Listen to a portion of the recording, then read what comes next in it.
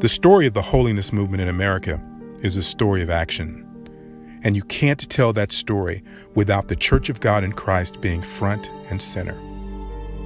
These weren't men and women who saw themselves as victims. They knew that as people of faith, they were called to action in service of the entire gospel. The millennials today, they know very little about the history of the Church of God in Christ, and they take it for granted. And many times they feel that we did not make a significant contribution to the issues in our society. And so I think by learning the history, then you learn the truth of what we really was involved in, and that we were engaged at all levels, specifically of social justice. There's these different modalities of Black evangelicalism, and evangelicalism began as a response to the civil unrest and the racism going on in the 60s. The National Black Evangelical Association started in 1963 in Los Angeles.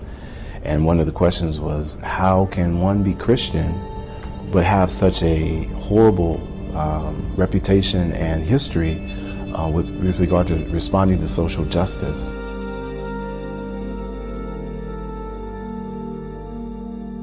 The way I like to think about it, that there is a kind of a docetism in the American church, where you have Christians who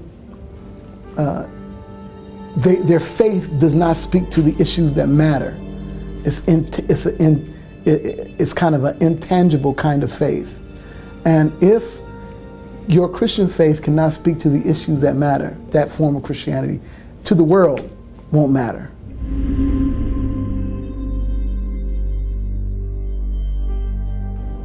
And there's this famous quote by the then president of Fuller Theological Seminary, made a comment. Billy Graham was pushed from Reinhold Niebuhr, saying, you need to speak out against racism, and if you're not, what good is your Christianity?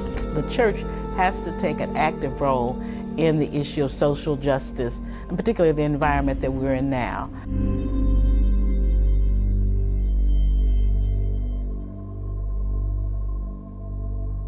The basis of the Christian faith is about the love of God for the world. No account being given of a Christianity that would not take seriously the social ills of the world and the cries of the oppressed in the world.